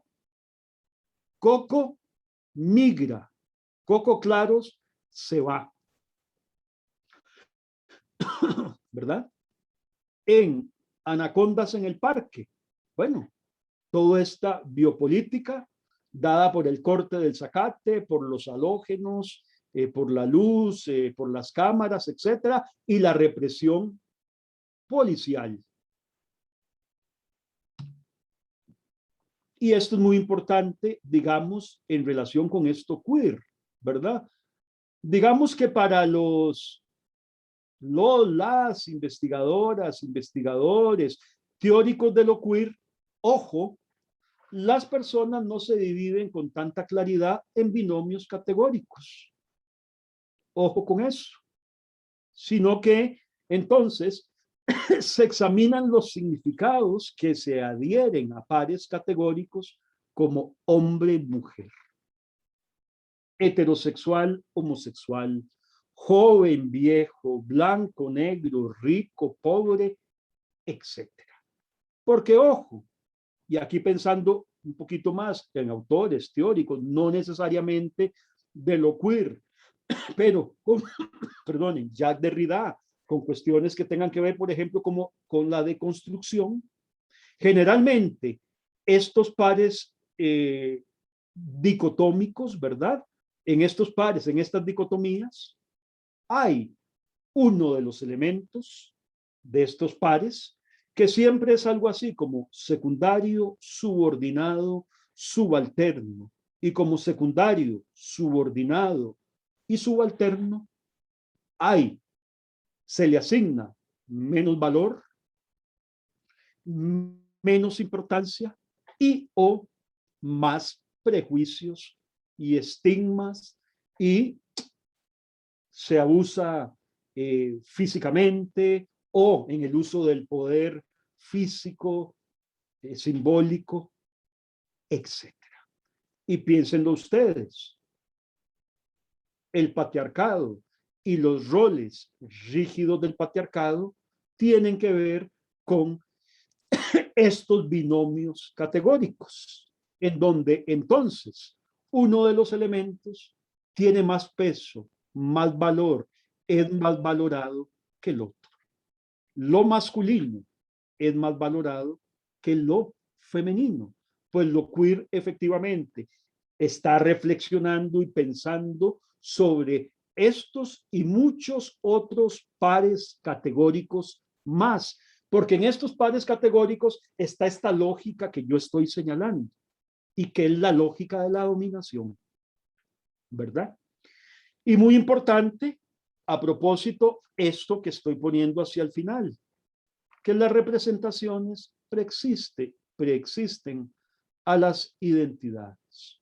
Porque ojo con esto, otras aproximaciones teóricas, otros autores, autoras, señalan, ojo, que primero son las identidades y que luego son las representaciones que hacemos de las identidades. O sea, que primero es la identidad, la que existe, y luego hacemos las representaciones de esas identidades. Lo queer señala otra cosa. Y aquí está el elemento este de repetición memorístico de aparatos ideológicos del Estado o instituciones que reproducen ciertas concepciones, e incluso la performatividad, los actos que vemos y que se repiten. ¿Qué quiero decir? Para lo queer, en realidad, primero existen las representaciones, y unas representaciones, entonces, que por fuerza de reiteración, estas representaciones, por fuerza de reiteración, o sea, de repetirse, de ponerse en actuación, de que hayan instituciones que constantemente las mencionen, las reproduzcan, en procesos también de aprendizaje y memorístico. Entonces, lo que hacemos es reproducir la representación, y entonces a partir de la representación construimos la identidad. Ojo con esto. A ver, si la teoría de género, voy a decirlo así, si la teoría de género hacía una diferencia entre el sexo y el género, ¿verdad? Y el sexo era esto físico-biológico, pero el género es esta construcción sociopolítica, ¿verdad? Sociopolítica, que es una construcción y que no es natural, y que entonces empieza a construir los roles de género. En lo queer, en este caso, es las representaciones, ¿verdad? Las representaciones que podría ser, lo digo con cierto cuidado, pero podría haber una especie de relación, analogía, entre comillas, lo digo con cuidado. Las representaciones vendrían a ser algo así como el género, ¿no? Estas representaciones que se divulgan en las instituciones, ¿verdad? Y en los medios de difusión y en la familia, muy importante la familia, la religión, la escuela, publicidad, etcétera, etcétera. Entonces, de ver esto, de escucharlo, de repetirlo, de verlo actuado, de memorizarlo de alguna manera, lo aprendemos. Entonces, esa representación es la que construye la identidad. Eso es muy importante, digamos, en lo queer. Sí, Alejandro. A propósito de lo que acabas de decir, Maynor, definitivamente una forma, lo que acabas de mencionar, una forma de desautorizar o desacreditar esta teoría de género, esta teoría queer en nuestra cultura actual, patriarcal, machista. Es decir, bueno, estamos de acuerdo con el asunto del género que es cultural, que es sociopolítico, que es impuesto. El sexo no, el sexo es natural, nacemos hombres o nacemos mujeres. Actualmente ya los estudios, digamos así, de nuestra condición fisiológica nos están llevando que también, es decir, el origen, digamos, una condición homosexual, por ejemplo, también tiene una explicación desde la sexualidad, desde la parte biológica, en el sentido de que hay factores biológicos en la persona, en el individuo, que lo llevan a esa identidad homosexual o heterosexual. Si pensamos en las hormonas masculinas o en las hormonas femeninas, en los estrógenos o en el etcétera, hay mujeres que nacen con más cantidad de estrógenos porque durante su proceso de gestación en el vientre materno, pues esas células fueron más abundantes. Entonces ya ese prejuicio, diríamos así, o esa justificación en contra de esta teoría ya se viene al suelo. O sea, ya no es solo una construcción cultural. El que estemos hablando nosotros ahora desde la teoría queer, de que es que o nacemos hombres o nacemos mujeres, ya por sexo, es que también hay personas que de alguna forma nacen con esa condición fisiológica o biológica y por lo tanto es una condición natural, podríamos decir. Entonces, ese sería ese aspecto de que no es que por lo que la teoría de género apuesta por lo cultural y lo social, lo que es impuesto, sino que también hay identidades o hay sexos diversos en ese sentido, ¿verdad? Son análisis muy contemporáneos y que nos llevan a nivel psicológico de la psicología sexual humana por ese tipo de consideraciones o de análisis teóricos. Mira, es cierto, digamos, lo que acaba de decir el profesor es cierto, pero sí a la larga hay que remarcar que para lo queer, ¿verdad? Para lo queer, esta cuestión político-cultural es lo fundamental.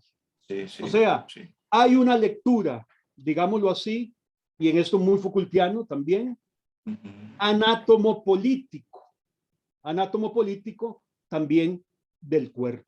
O sea, el cuerpo deja de ser una cuestión biológica únicamente, aunque está, digamos, y puede pasar exactamente lo que nos acaba de explicar el profesor, pero para ellos y para la teoría queer, lo fundamental sigue siendo esta cuestión política. Entonces, por eso digo, no es una lectura, digamos, o que tenga que ver con la cuestión biológica o natural, sino esto anátomo político, ¿verdad? Eso es fundamental para ellos. Muy bien, ya casi para terminar, jóvenes, vean que de alguna manera, a ver, lo queer sí tiene que ver más con la cuestión de las sexualidades, ¿verdad? Y estas sexualidades minoritarias. Pero es muy importante lo que diversos teóricos y teóricas insisten en que no hay o no debe necesariamente quedarse ahí. sino que estas sexualidades minoritarias, esto debe estar articulado o fuertemente articulado con posiciones de raza o étnicas, ¿verdad? De clase, edad, enfermedad, migración, pobreza, etcétera. O sea, lo queer, digamos, tiene que ver con esto que estamos hablando de la cuestión de la sexualidad, es cierto, pero no olvida, y es fundamental para la teoría, ¿verdad? Y los estudios, etcétera, articular esto con esta otra cantidad de aspectos. Y es más, voy a decirlo, qué sé yo, hubo, digamos, colectivos a finales de los 80 y principios de los 90 en Estados Unidos, en la ciudad de Nueva York, por ejemplo, que precisamente lo que hacen es visualizar, ver y articular estos elementos o distintos variables, aspectos más allá de la sexualidad. O sea, la sexualidad también, pero otros aspectos y otros elementos. Por ejemplo, en Nueva York, en 1987, un colectivo, ¿verdad? De, ojo, feministas, ¿verdad? Más de feministas, más radicales, ¿verdad? Se constituyeron en algo así como un activismo de acción. Pero ¿contra qué y en qué es el contexto del SIDA? Entonces, muy interesante, y eran mujeres, por ejemplo, que entonces como colectivo se manifestaron, lucharon, etcétera, para fomentar, digamos, una investigación científica para conseguir medicamentos eficaces, ¿verdad? Contra el virus, ¿verdad? El VIH, o, bueno, SIDA, ¿verdad? Favorecer el acceso a medicamentos para tratar de la epidemia, ¿verdad? Porque en algún momento solo había un medicamento y era muy caro, ¿verdad? También, bueno, para luchar y combatir contra la estigmatización, ¿verdad? Y los prejuicios que habían contra las personas de que tenían esta enfermedad, ¿verdad? Es un grupo colectivo que se llamaba AROP de 1987. Y por ejemplo, hubo otro más radical, digámoslo así, Lesbian Avengers, y vean el nombre, Lesbian Avengers, que ellos un poquito más, son más ellas son más del año 92, pero se organizan y se movilizan para potenciar más bien la visibilidad de las mujeres lesbianas, ¿verdad? Porque en realidad eran, digamos, tomadas muy poco en cuenta y había muchos prejuicios, ¿verdad? Con respecto a ellas. Porque en algún momento, bueno, era para luchar un poco contra la misoginia, perdón, y la lesbofobia, ¿verdad? Por todo el estigma y prejuicio que había hacia las lesbianas. Y hay que decirlo, mucho grupo también colectivo de lesbianas, ¿no? Obviamente todas mujeres lesbianas, precisamente se apropian también del concepto queer, más bien en contra de los hombres homosexuales, porque mucho hombre homosexual en algún periodo de la historia básicamente eran hombres blancos, clase media, clase alta, que básicamente lo que pedían, miraban o luchaban era algo así como poder insertarse más claramente, digamos, en el mercado y en el juego, digamos, de la democracia y esto.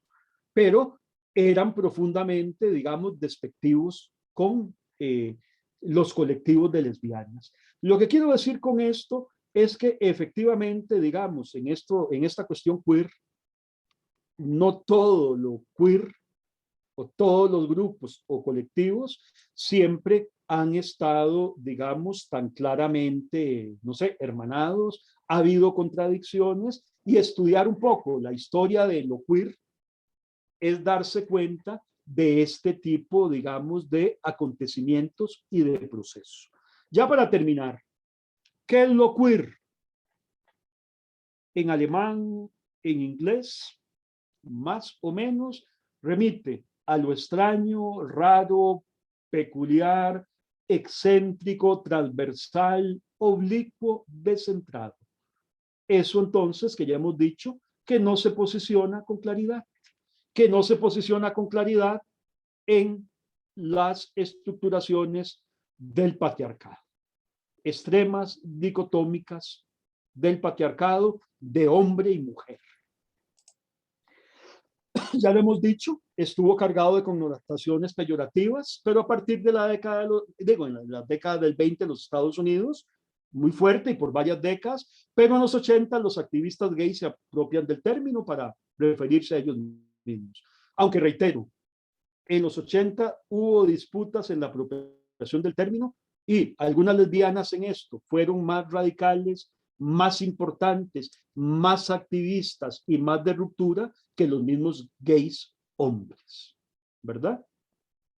Vean que es de alguna manera un planteamiento radical, como lo pongo ahí, de la relación entre subjetividad, sexualidad y representación. La sexualidad, ¿verdad? La subjetividad, lo que somos nosotros con respecto a la sexualidad y la representación. La representación que en este caso no solo tiene que ver con el arte y lo artístico, la literatura, el cine, etcétera, sino también efectivamente en cómo nosotros mostramos, ejercemos, nos desempeñamos, etcétera, en la realidad y en la cotidianidad. Muy claro, surge como reacción al sistema patriarcal y claramente porque cuestiona fuertemente la estricta división de los roles del patriarcado que, como hemos dicho, en estos roles hay siempre un elemento que es subordinado, que es secundario. Las mujeres y luego, más clara y fuertemente, todo esto LGTBIQ+. A propósito del cuerpo y lo corporal, por eso esta lectura político-cultural del cuerpo, esto anatomopolítico que yo estaba mencionando. Bueno, contraviene la supuesta identificación, algo así como natural, que hay entre el cuerpo y nuestra identidad. O sea, contraviene la idea de que un cuerpo femenino debe identificarse necesariamente como mujer o que un cuerpo masculino debe identificarse como hombre. Un aspecto importante. Otro aspecto muy ligado al anterior tiene que ver con el asunto de el deseo sexual. Cuestiona entonces, ¿verdad? Esta supuesta identificación, bueno, como pongo ahí, normativa y excluyente del deseo sexual, que señala que, desde el patriarcado, por supuesto, que señala que el sujeto destinado a reproducirse y formar una familia desea siempre a alguien con una identificación sexual contraria a la suya. O sea, los hombres únicamente desean a las mujeres y las mujeres a los hombres. Esto evidentemente se cuestiona, ¿verdad? Bueno, contraviene esta supuesta naturalidad del cuerpo y del sexo. No. Hay entonces una serie de discursos, instituciones, representaciones, actos performativos, efectivamente, que hacen entonces que haya una construcción de la identidad a partir de todas estas instituciones, de todos estos discursos, de todas estas representaciones, ¿verdad? Entonces contraviene la supuesta naturalidad del cuerpo y del sexo. Muy al contrario, estos son objetos políticos y sociales, entretejidos y constituidos de sistemas de significación y representación. O sea, una lectura político y cultural del cuerpo, no biológica, anatómica. Del cuerpo, bueno, y de la relación de uno como sujeto con el contexto y con la realidad, ¿verdad? Bueno, para ir terminando, bueno, hace una denuncia y reflexión sobre la materialización del cuerpo. Tal vez esta materialización la debía haber puesto entre comillas, pero no importa. Ojo, según entonces los presupuestos teóricos, la materialización del cuerpo no está dada precisamente por la materialización del cuerpo. Ya hemos dicho que hay una mirada privilegiada a lo político, ¿verdad? A lo político. Entonces, la materialización del cuerpo y de la identidad o las identidades en realidad existen porque hay una serie de instituciones, discursos que materializan el cuerpo, o sea, que normativizan, que encauzan en el camino, en el derrotero de la normalidad, el cuerpo, de la supuesta normalidad, el cuerpo, las acciones, los deseos, los placeres. Y efectivamente, lo heterosexual tiene que ver con lo heteronormativo binario. Lo queer está cuestionando esto heterosexual, heteronormativo y binario. Entonces, las concepciones binarias se tambalean y pasan a ser inestables en el momento subversivo de escribir como queer. Bueno, de escribir, de hacer plástica como queer, o desde lo queer, o hacer cine desde lo queer. Y pongo esto, algunos con humor festivo buscan celebrar el carnaval del estilo, el artificio y la representación, y juegan al descubierto con sexualidades perversas, perversas entre comillas, en mucha representación queer en el arte, pintura, literatura, cine. Hay toda una intención exactamente como si fuese una vanguardia artística, como si fuese una vanguardia artística. Hay toda una intención de provocar, ¿verdad? De ir un poco contra la tradición, ¿verdad? Y de provocar. Entonces, muchas veces estas representaciones en el arte, ¿verdad? Y en la literatura son eso, son provocadoras, son a veces en el estilo, digamos, muy artificiosas y exageradas, provocan eventualmente mucha risa, pero eventualmente también, como provocadoras que son, podríamos sentirlas un tanto fuertes, para algunos hasta groseras o chocantes, pero bueno, es parte de la provocación y de la desestabilización de representar como queer. De alguna manera hay toda una intención también política, de alguna manera de conmover, de mover, ¿no? De socavar los lugares comunes, plácidos, sencillos, fáciles, etcétera, de la burguesía y sobre todo de esta burguesía, digamos, heterosexual. Entonces, jóvenes, estos son, bueno, algunas cosas que quería compartir con ustedes, ¿verdad? A partir de los relatos y a partir de la teoría. Como ustedes pueden ver, algunos de los elementos que hay aquí, que he dicho aquí, que he presentado acá, están en los relatos que leyeron. Preguntas, comentarios, dudas, aportaciones, etcétera.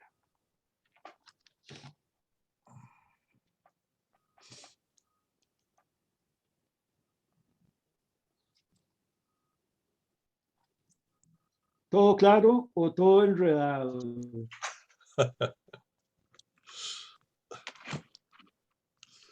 De ahí no hay, si no hay, no vamos a forzar a que haya, ¿verdad? A que haya. Entonces, chicos, por aquello, bueno, yo no sé, los profesores van y eventualmente van a hablar, no sé qué van a hacer ellos, digamos. Yo estoy tomando la palabra. Jóvenes, yo pensaba hoy, yo hacer tutoría. Supongo que va a ser una tutoría corta, no tengo ningún problema con que fuera media larga, o sea, no hay ningún problema, no lo digo por eso.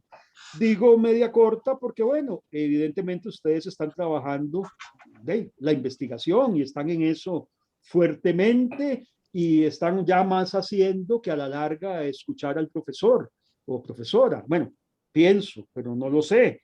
Pero bueno, puede ser que todavía tengan alguna duda de lo que están haciendo, lo que están, de algunas observaciones eventualmente que yo haya hecho, etcétera. Entonces pensaba que nos reuniéramos jóvenes faltando 10 minutos para las 4. ¿Ok? 10 minutos para las 4. Y inicio con los grupos, el grupo que siempre dejo de último, los de Leonora Carrington, 10 para las 4. A las 4:15, 4:20, pero pongamos 4:15 más o menos, ingresan los de Mother, y a las 4:40, 35:40, ingresan los de Nace una estrella, pero repito, 10 para las 4, los de Mother. Hablamos un ratito. Minor, yo quería decir bueno, son tres cosas. Número uno, ya está liberada el segundo trabajo de historia en mediación virtual. Ahí están todas las indicaciones correspondientes, fecha de entrega, espacio para subir la tarea y demás. Eso es número uno. Número dos, bueno, ya les había enviado a los profesores algunas observaciones respectivas o relativas a la elaboración del video. Esas, digamos, sugerencias, yo se las he compartido a mis equipos de tesina, entonces ya estas observaciones ya ellos los tienen, mis equipos, para que hagan el video. Y la observación o el apunte número 3 es que ya mis dos grupos ya tienen las observaciones de los trabajos de tesina, ya incluso hoy mismo les mandé otras observaciones adicionales para la realización del video, o sea, ya no me queda nada más que podría decirles, excepto que los que quieren mejorar el trabajo tienen que trabajar más y los que ya tienen el trabajo, pues bien adelantadito, pues todavía lo pueden mejorar un poquitito más. Ya el próximo viernes, como bien se ha dicho, es la presentación última del trabajo, entonces yo creo que sería muy poco nada lo que les pueda poder decir, porque ya todo está por escrito, ya se los mandé. Entonces, creo que no sería útil que me reuniera con mis grupos. Les pediría que repasen con cuidado lo que está indicado en los documentos que se les envió. Eso sería de mi parte. Yo también dos cositas de parte mía. Ya le envié un mensaje a todos y todas, donde desgloso lo que es la nota de aplicación musical y de lo de las tareas, quiénes están eximidos y quiénes no. La tarea también ya está puesta para los que tienen que hacerla, la tarea número 4. No son todos, de hecho son los menos, y eso me alegra mucho por ustedes y por mí también. Y y lo último es que porque me reúno con mis grupos, ya voy a poner ahí la información en mediación virtual. Nosotros empiezo con el grupo 12 y vamos al revés, 12, 6, 1, ¿verdad? A las 4:45 nos vemos y yo necesito que sea ir rápido con ustedes porque yo tengo una actividad ahorita más tarde, entonces a las 4:45 nos vemos y resolvemos lo que hay que resolver para hoy. Eso sería todo. Jóvenes, también para filosofía. Tenemos tutorías ahora, ¿verdad? Sí. Yo diría que como a las, vamos a ver, como a las 4, alrededor de las 4, 5 minutitos para las 4. ¿Ok? Yo le mando el envío por el link. ¿Ok? Bueno, y creo que estamos entonces, ¿verdad? Bueno, jóvenes, entonces nos vemos ahorita.